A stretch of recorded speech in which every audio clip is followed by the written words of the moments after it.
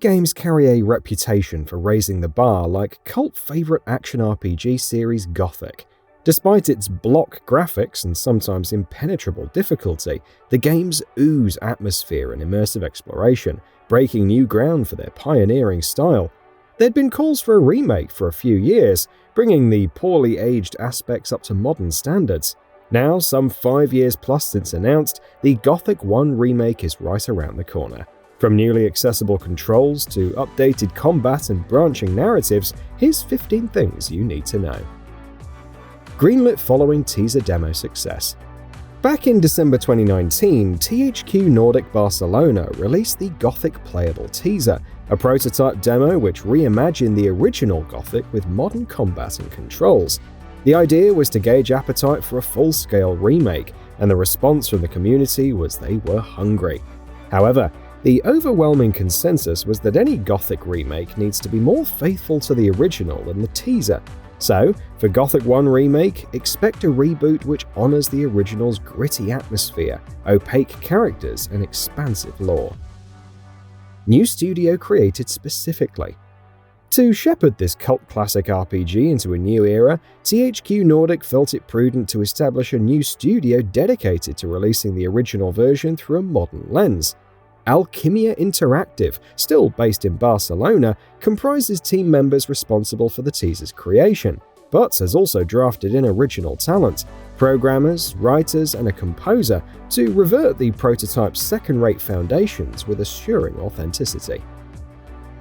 What is Gothic? Released in 2001, Gothic is a dark fantasy action RPG renowned for raising the standard of immersion, progression, and reactivity in open-world games. Yet, despite its pioneering approach, the original game is widely regarded as held back by clunky controls and technical hiccups. It's this mechanical friction that makes the series a hard sell to modern gamers, even if contemporary RPGs still struggle to replicate many of Gothic's defining concepts. Remake aims to be accessible. So, if the original's notoriously cumbersome controls were proving an insurmountable barrier for newcomers, Alchimia is demonstrating sound judgment by focusing heavily in this particular area. Gone are the heavy tank controls and complex inputs, replaced by modern systems which aim for fluid, responsive movement and accessibility. Another area the studio has identified for overhaul is UI, with sparse quest logs fleshed out with more useful information. The minimalist HUD is retained, however, preserving the original's uncompromising aesthetic. NPC behavior expanded. Beyond softening mechanical edges, Alchimia is also zeroing on expanding the elements which make the original so revered. NPC behavior is one such expansion, where their routines and social rules created a living, reactive world in 2001. Notable updates for this modern iteration, combining algorithmic AI and motion capture, include deeper interactions and ambient conversations, more detailed daily routines, and reacting dynamically to shifting weather patterns. They'll take shelter during heavy rain, for instance. Refined lore and orc culture. Pushing the immersiveness of Gothic 1 Remake's world further are refinements to its lore, with a distinct focus on re-establishing orc culture, an area the studio feels was underrepresented in the original game. Working with expert linguists, orcs now have their own fully functional language which you can study in-game. Orcish backstory has been fleshed out too, with you exploring their traditions and motivations for war through cultural insight. Up to 30% larger game world. Set in the Valley of Mind's prison colony, Gothic 1 Remake is based on the original game's location, but it's been expanded up to 30% larger.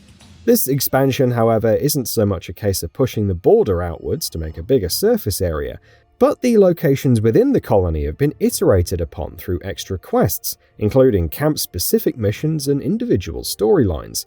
All in all, approximately 30 hours of extra content will feature, some which the developer has confirmed derives from original ideas that never made it into the 2001 game. Original quests also revised. In addition to extra content, some of the 2001 game's original quests have been revised too, with additional plot lines, narrative decisions, and possible outcomes aiming to broaden the scope of the original while simultaneously plugging any plot holes. See, according to the development team, the original game's story needed reworking due to uneven pacing and narrative gaps. Resolving these issues through mission design should produce a more satisfying experience overall. Again, you're the nameless hero. While the narrative possibilities have been broadened, you still embody the same nameless hero as the original game. However, gracefully, the overly talkative character you control in the teaser has been dropped in favor of a more serious persona. You'll start untrained, without skills, and with no idea where anything is, mirroring the refusal to hold your hand as you grow accustomed to the world in the 2001 original. The protagonist's perceived lack of identity is key to establishing immersion. It's a core feature of the original, which Alchimia are right to revert back to after the teaser's aesthetic changes. Sprawling narrative branches. The remake is set to follow the same core plot as the original. However, the developers are broadening its scope through a greater concentration of branching storylines. Hinging on your faction allegiance, specific quests and side character studies will be available, presenting diverging paths which you can follow to their own conclusions, although each branch will eventually reconverge. Furthermore, your chosen faction influences playstyle through training, weapon access, and magic, becoming a cornerstone of mid to late game progression. Modernized combat system.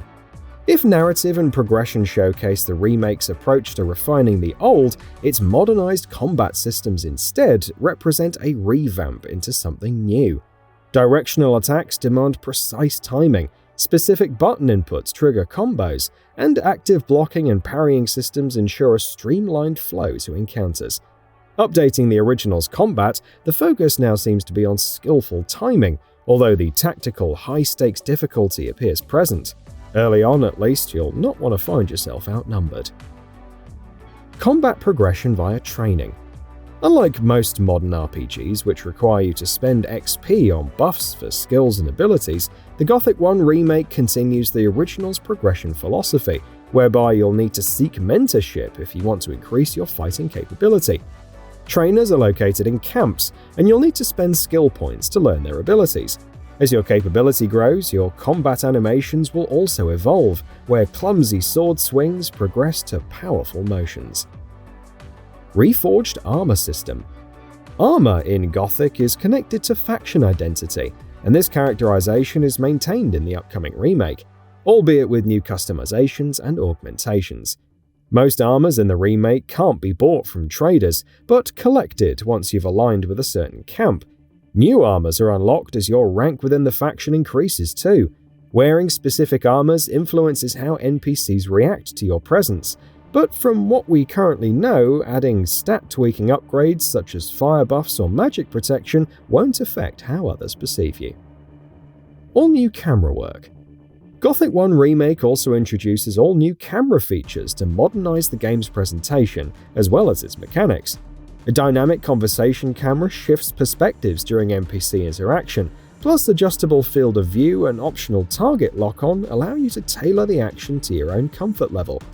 If you're not a fan of the new over-the-shoulder view, you can choose to play the game from directly behind the character via the classic camera preset. Unreal Engine 5 brings modern tech. Gothic 1 Remake is being built in Unreal Engine 5, meaning the studio is able to take advantage of dynamic global illumination, photogrammetry surfaces, and lifelike facial animations. Yet, conversely, the developers are also using this modern tech to retain the original game's visual grit and degradation. So, what are your thoughts on this? Go ahead and share them in the comments below. And if you like this video, please subscribe to the channel and enable all notifications by clicking the bell icon to get new video updates. We upload every day and would really appreciate your support. Thanks for watching.